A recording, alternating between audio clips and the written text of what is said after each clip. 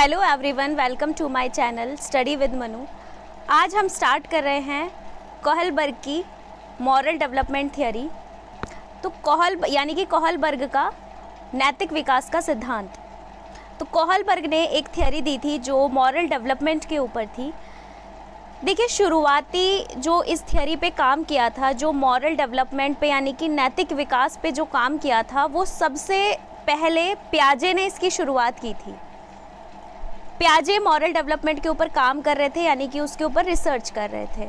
लेकिन फिर उनका इंटरेस्ट आ गया कि बच्चा कैसे कैसे सोचता है, उसकी थिंकिंग कैसे डेवलप होती है, और वो डेवलपमेंट की फील्ड में चले गए कि बच्चे का विकास, जो मानसिक विकास होता है, जो बच्चे का मतलब कॉग्निटिव डेवलपमेंट होता है, वो किस तरीके से होता है। तो वो चले गए फिर कॉग्निटिव डेवलपमेंट की तरफ, और फिर उन्होंने वहाँ पे वो 4 स्टेजेस दे दी, और इस रिसर्च को उन्होंने बीच में ही छोड़ दिया। अब उसके बाद पियाजे के बाद उनकी थ्योरी को जो कंप्लीट किया है वो किया है कोहलबर्ग ने मॉरल डेवलपमेंट में रिसर्च की, काम किया। अब देखिए, कोहलबर्ग क्या कहते हैं कि मॉरल डेवलपमेंट किस वजह से होता है, बच्चे की जो एज है, एज के साथ कैसे कैसे डेवलप होता है, और मतलब कैसे कैसे उनकी थिंकिंग होती है। नैतिक विकास के क्षेत्र में इन्होंने काफ़ी काम किया है और बताया है कि बच्चे का नैतिक विकास एज के साथ साथ कैसे होता है ना।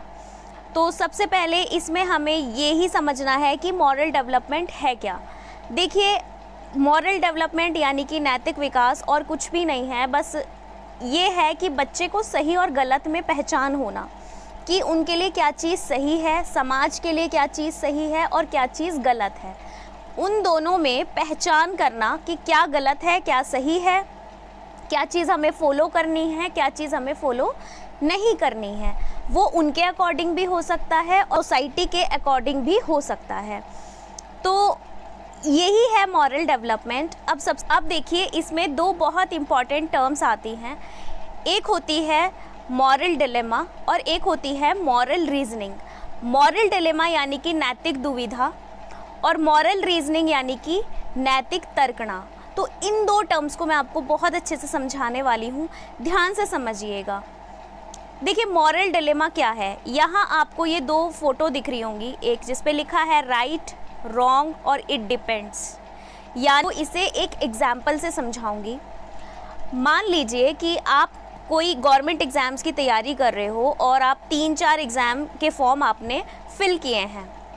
पहला हो गया KVS, दूसरा हो गया SSC CGL, और तीसरा हो गया आपका कोई बैंक का एग्ज़ाम। ठीक है। अब ऐसा होता है, जब ये एग्ज़ाम्स की डेट्स आती हैं ना, तो ऐसा होता है कि आपके 2 एग्ज़ाम एक ही डेट पर पड़ जाते हैं। आपके 2 एग्ज़ाम एक डेट पर पड़ जाते हैं। तो अब आपकी तैयारी तीनों एग्ज़ाम्स की बढ़िया है, परफेक्ट है। लेकिन आपके सामने एक सिचुएशन आई, या तो आप चूज़ करोगे SSC CGL का एग्ज़ाम, या आप चूज़ करोगे KVS का, क्योंकि यही 2 वो एग्ज़ाम हैं जिनकी डेट एक ही दिन आ गई। मतलब आपके दोनों एग्ज़ाम एक ही डेट पर पड़ गए, है ना। तो अब या तो आप क्या करोगे, आपके पास सिचुएशन ऐसी है कि आपका एक ना एक एग्ज़ाम छूट जाएगा। या तो आप KVS का एग्ज़ाम छोड़ दोगे, या आप CGL का एग्ज़ाम छोड़ दोगे, क्योंकि दोनों में से एक ही एग्ज़ाम आप एक दिन दे पाओगे ना, एक दिन में एक ही पेपर दे पाओगे ना। तो या तो आप CGL छोड़ोगे या आप KVS छोड़ोगे। अब नुकसान दोनों में है, क्योंकि अगर आप KVS देते हो तो आपका CGL छूटता है, अगर आप CGL देते हो तो आपका KVS का एग्ज़ाम छूटता है।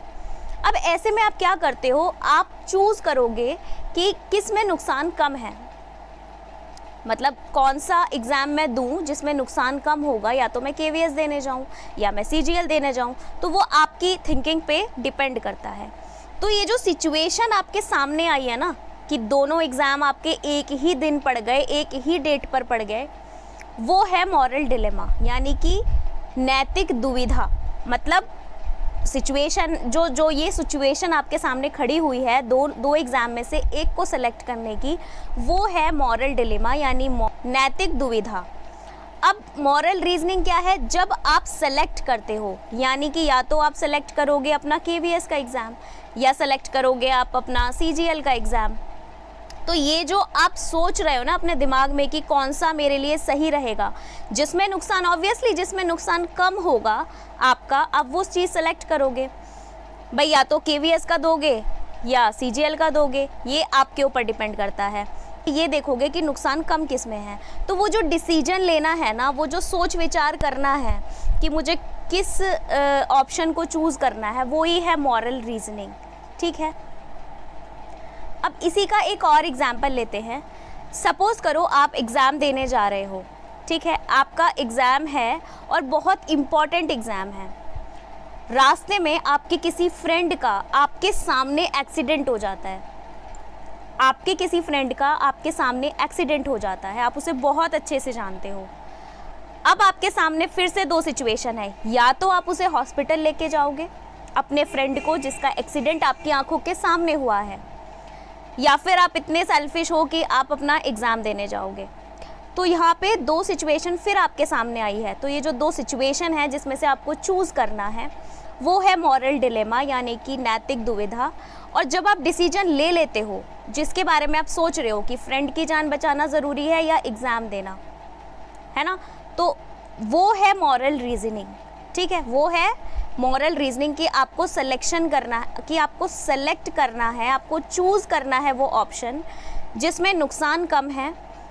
और मतलब नुकसान दोनों में है, भाई पेपर भी छूट सकता है और उसकी जान भी जा सकती है। तो ऑप्शन चुनोगे जिसमें नुकसान कम है ना, या तो आपका एग्ज़ाम इम्पॉर्टेंट है, आपकी दोस्त की जान इम्पॉर्टेंट है, तो उन दोनों में से आप एक ऑप्शन को चूज़ करोगे, तो वो है मॉरल रीजनिंग। तो आई थिंक आपको ये दोनों टर्म समझ में आई होंगी। अब देखिए यहाँ एक स्टोरी है, वो है हिंज डिलेमा। अब हिंज एक लड़का है जिसकी वाइफ यहाँ हॉस्पिटल में आपको दिख रहा होगा एडमिट है। अब इसको कोई ऐसी बीमारी हुई है इसकी वाइफ को कि उसकी जान भी जा सकती है और उसको एक मेडिसिन की बहुत बहुत ज़्यादा ज़रूरत है। ठीक है, अब उस मेडिसिन की इसको बहुत ज़्यादा ज़रूरत है। डॉक्टर इससे कहती है, ये डॉक्टर हैं, ये इससे कहती है कि ये जो मतलब मेडिसिन है ये एक ही फार्मासिस्ट के पास मिलेगी और वो ही इस मेडिसिन को बनाता है और वो काफ़ी एक्सपेंसिव मेडिसिन है। अगर आप ये ले आते हो तो आपकी वाइफ की जान बच जाएगी। अब बेचारा हिंज परेशान हो जाता है। अब वो पैसे इकट्ठा करने का सोचता है, खूब सारे पैसे इकट्ठे करके ये केमिस्ट के पास जाता है। ये केमिस्ट के पास जाता है दवाई लेने, तो इसके पास पैसे कम होते हैं हिंज के पास।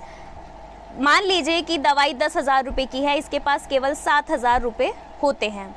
ये उससे रिक्वेस्ट करता है कि भाई तुम मुझे आधी दवाई दे दो, अगर मेरे पास पूरे पैसे तो नहीं हैं, अगर 7,000 रुपये हैं तो मुझे थोड़ी डोज दे दो ताकि मेरी वाइफ की जान बच सके, कुछ उसको आराम पड़ सके। ये बहुत हाथ पैर जोड़ता है उस केमिस्ट के, लेकिन वो नहीं मानता। वो कहता है नहीं भाई, मैं तो पूरी ही डोज दे सकता हूँ और 10,000 रुपये की है, तुम्हें लेनी है तो लो वरना जाओ। अब ये बेचारा बहुत ज़्यादा परेशान हो जाता है। ये बहुत अपने दिमाग में बहुत सारी थिंकिंग, बहुत सारा सोच विचार करता है, लेकिन इसे फिर समझ में नहीं आता कुछ। ये फिर जाता है केमिस्ट के पास, फिर रिक्वेस्ट करता है कि भाई मैं तुम्हें बाद में और पैसे लाके दे दूंगा, पर तुम मुझे अभी फ़िलहाल दे दो, मेरी वाइफ की जान खतरे में है, उसकी जान बच जाएगी, प्लीज़ तुम ये मेडिसिन मुझे दे दो। केमिस्ट हामी नहीं भरता, वो बिल्कुल उसे मना कर देता है कि नहीं भाई मैं नहीं दे सकता। फिर कहीं से हिंज को पता चलता है कि ये जो मेडिसिन है, ये मेडिसिन केवल 5,000 रुपये की है, जिसे ये 10,000 रुपये में बेच रहा है।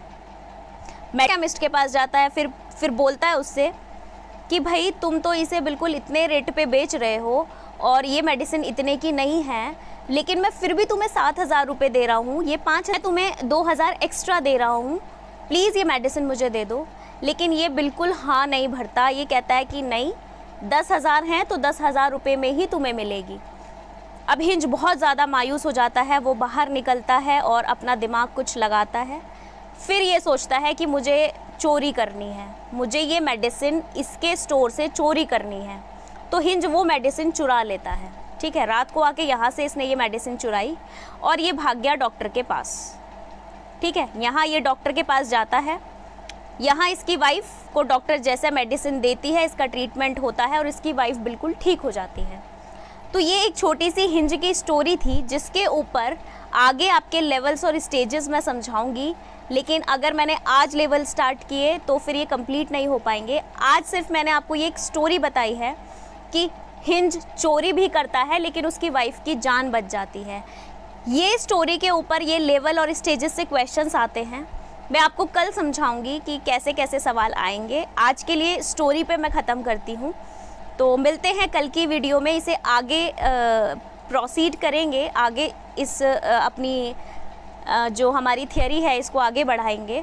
तो आज के लिए इतना ही। Thank you so much.